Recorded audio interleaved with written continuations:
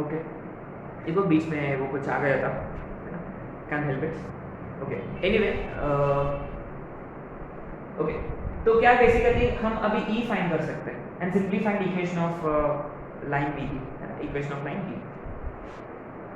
अच्छा, अब देखो प्रॉब्लम ये हो सकता है कि, अच्छा, तो आई होप कि आप लोग को समझ में आ गया कि यदि आपके पास तीनों भी वर्टाइसेस होता ना, तो best way to find angular bisector is find the opposite vertex. ये वाला, सॉरी, पॉइंट निकालो पहले कि एंगुलर बाइसेक्टर कहाँ डिवाइड करता है ऑपोजिट साइड, तो वो वाला पॉइंट निकालो। कैसे? ये रेशियो वाला, कोऑर्डिनेट ज्योमेट्री वाला फंडा। देखो अब ये ई डिवाइड्स एसी व्हाट रेशियो 2:1, तो ई मिल जाएगा अपने को कैसे? सेक्शन फॉर्मूला से। सेक्शन फॉर्मूला से ई मिल जाएगा क्योंकि रेशियो पड़ा है अपने पास 2:1 का। फिर 2 पॉइंट फॉर्म अप्लाई करो तो फिर एंगुलर बाइसेक्टर मिल जाएगा। ठीक है। अच्छा, what if you have been given 3 sides, तब क्या करोगे? कि हमने क्लास में डिस्कस किया है क्या? तीनों भी साइड्स है अभी। इक्वेशन ऑफ साइड AB है, इक्वेशन ऑफ साइड BC है, इक्वेशन ऑफ साइड AC है। Then how do you find angular bisectors in that case?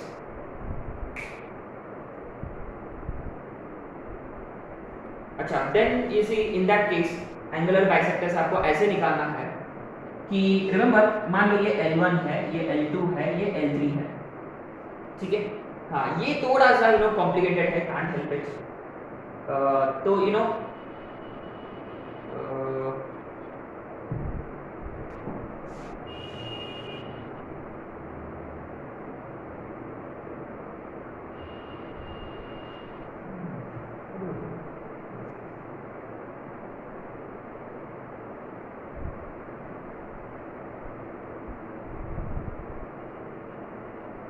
this is tricky, isn't it?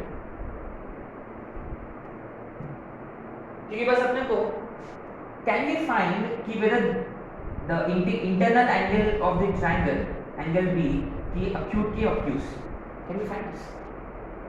क्योंकि जब जैसे कि अगर आपने ये दो लाइंस पढ़े हैं अपने पास, इसके बीच का एंगल भी फाइंड करते हैं, तो हम मॉड लेते हैं, हम जबरदस्ती acute एंगल फाइंड करते हैं।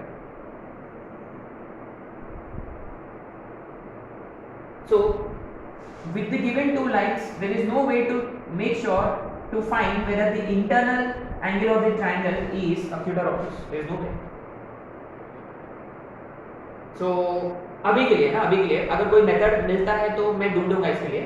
तो गाइस रिमेंबर, अगर आपके पास तीनों लाइंस पड़ा है, अगर आपको इंटरनल एंगुलर बाइसेक्टर्स निकालना है, तो I would recommend you to go for the same method. कौन सा मेथड? कि वर्टाइसेस निकालो पहले, फाइंड वर्टाइसेस, फिर फाइंड, जैसे कि you want to find angular bisector AD, तो फाइंड D, और D कैसे मिलेगा? उसके लिए आपको तीनों भी साइड्स निकालना होगा फिर वापस। ये इरिटेटिंग क्वेश्चन, ये मैंने, this is going to very lengthy, बहुत लेंथी क्वेश्चन होने वाला है। पहले वर्टाइसेस निकालो पॉइंट ऑफ इंटरसेक्शन से, फिर डिस्टेंस फॉर्मूले से साइड्स निकालो, फिर ये तीनों पॉइंट्स निकालो, फिर 2 पॉइंट फॉर्म अप्लाई करो, तब जाके एंगुलर बाइसेक्टर्स मिलेंगे। तो शायद से हमने ये क्लास में डिस्कस किया ना ये क्वेश्चन, तब मैंने बताया था शायद से एक्यूट एंगल बाइसेक्टर्स ही निकालना है करके, आई गेस। नहीं, वो अब्यूज भी हो सकता है कोई एक एंगल।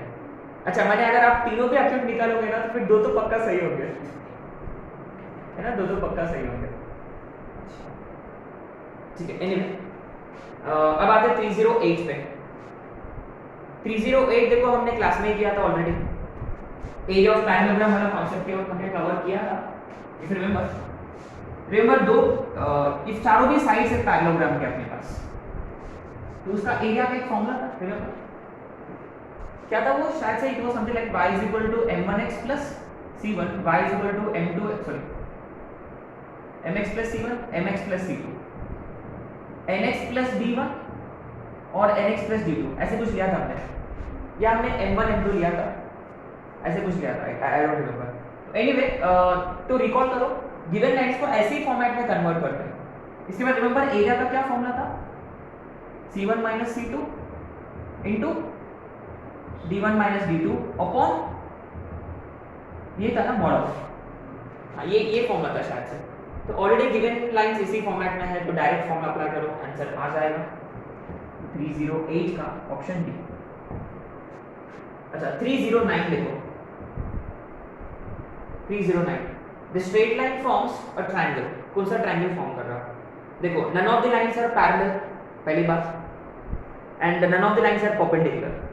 इसका मतलब राइट एंगल तो रूल्ड आउट है, और probably not form a triangle भी रूल्ड आउट है यहाँ, unless they are congruent, है ना? अच्छा, ये देखो, हाँ, तीनों लाइंस कॉन्ग्रुएंट भी हो सकते हैं, तो आपको क्या करना है? हाँ, डिटरमिनेंट निकालो। अगर वो 0 आया तो ऑप्शन डी, ट्रायंगल फॉर्म ही नहीं हो रहा। अगर वो 0 नहीं आया तो ट्रायंगल पक्का फॉर्म करेगा, ट्रायंगल पक्का फॉर्म करेगा। तो या वो आइसोसेलेस होगा या वो, अच्छा, इक्विलैटरल भी तो नहीं है। Very nice, very nice. देखो गाइस, इक्विलैटरल होने के लिए वहां कोई भी एक लाइन में, कम से कम एक लाइन में ना √3 होना जरूरी है। इक्विलैटरल मतलब √3 पक्का रहेगा, साइड में रहेगा, सॉरी साइड में होने की जरूरत नहीं है, एरिया में होता है जनरली, और वर्टेक्स में √3 होता है, और इक्वेशन ऑफ साइड्स में √3 होता है।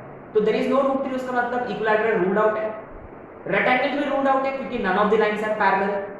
अच्छा, बस ऑप्शन ए या ऑप्शन डी, बस आपको डिटरमिनेंट निकालना है। डिटरमिनेंट 0 नहीं होता तो इमीडिएटली आइसोसेलेस है, ठीक है? तो एक्चुअल प्रोसीजर ये था, ये करने का कि तीनों भी वर्टाइसेस निकालो, तीनों भी साइड्स है तो तीनों भी वर्टाइसेस निकालो, डिस्टेंस फॉर्मूला अप्लाई करो, साइड्स कोई भी दो साइड्स इक्वल आया तो आइसोसेलेस, तीनों साइड्स इक्वल आया equilateral, and then square of one side is sum of the squares of other two sides, फिर वो रेक्टेंगुलर ट्रायंगल। वो एक्चुअल करने का मतलब था, लेकिन हमने शॉर्टकट ट्रिक से हमने कर दिया।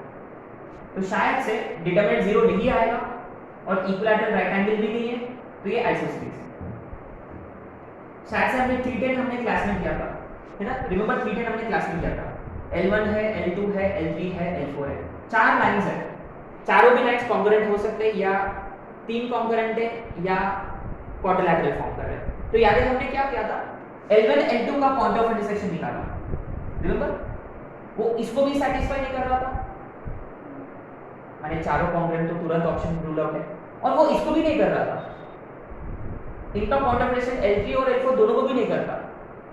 तो remember, do not jump to conclusion कि none of them are collinear, no 3 of them are collinear, क्योंकि देयर इज अ चांस कि दीस माइट बी कोलिनियर, है ना?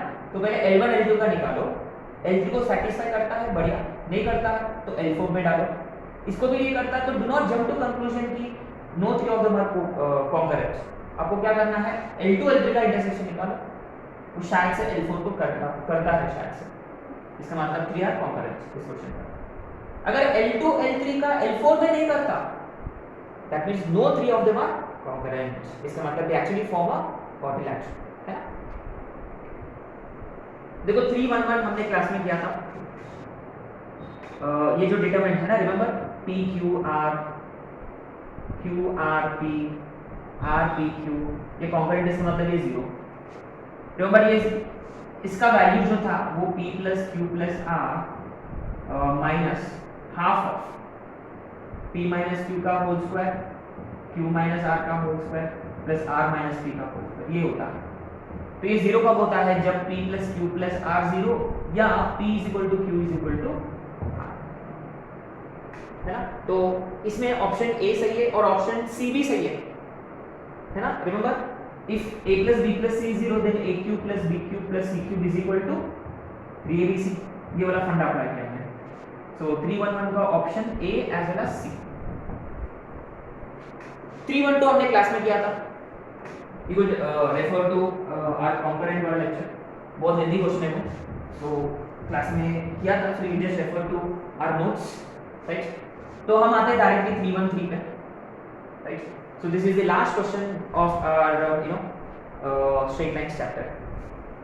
अच्छा, तो ये देखो 313, और ये बहुत स्टूपिड क्वेश्चन है, और you wouldn't believe यही क्वेश्चन वापस आया था अपना मेंस में 2019 या वगैरह इसमें, कि the family of lines, set of lines का मतलब family of lines pass through a fixed points given this condition, कि कौन सा कंडीशन, सॉरी कौन सा पॉइंट से पास करते हैं ये, प्रोवाइडेड ये कंडीशन है अपने पास, याद है? Remember what do we do? Comparison, simple है। Make sure that constant terms are same, तो इसको 4 से डिवाइड करो, तो ये 3/4a plus 2/4b plus c 0, simple. तो x is 3/4 and y is 1/, so with this we finished straight lines वाला, बाकी क्वेश्चन हमने किया था ऑलरेडी. So okay guys,